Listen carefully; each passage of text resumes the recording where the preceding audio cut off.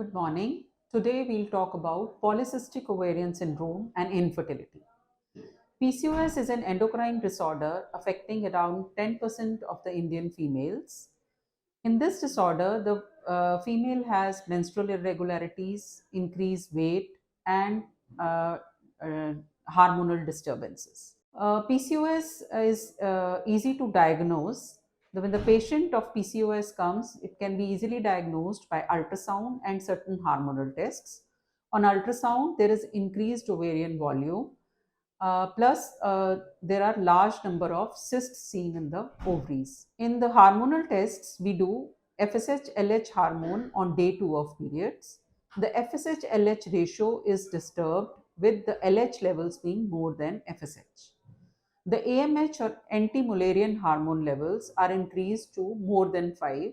DHEA, testosterone, and serum insulin levels are also evaluated to understand the degree of uh, PCOS patient. Now, once the diagnosis has been established, the patient, if it comes for infertility, is given certain advices, and the main thing in these patients is lifestyle modification. The patient is asked to work for 1 or 2 months on their weight and their exercise regime. In these patients are generally obese, though we have both kinds, obese PCOS plus thin lean PCOS.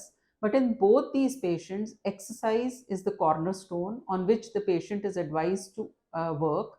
They are advised for an active lifestyle, to incorporate more of protein in their diet and decrease the level of carbohydrates.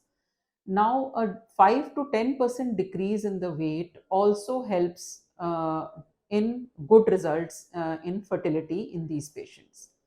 The patient with these modifications is put on certain supplements, and we try to normalize the hormones by the drugs. And then after 1 or 2 months, the patient is given ovarian stimulation. The ovarian stimulation can be done both with the first, it is tried with say clomiphene citrate and letrozole, and if needed, gonadotropins are added. And after that, patient follicular monitoring is done. The aim of the cycle is to have 1 or 2 dominant follicles and plus suppress the ovarian hyper stimulation in these patients. Once we get to 1 or 2 dominant follicles, then we can have 3 modalities as discussed with the couple.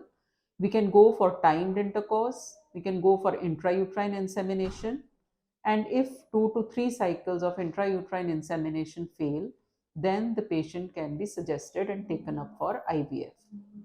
So, PCOS patients can conceive with in infertile PCOS patients can conceive.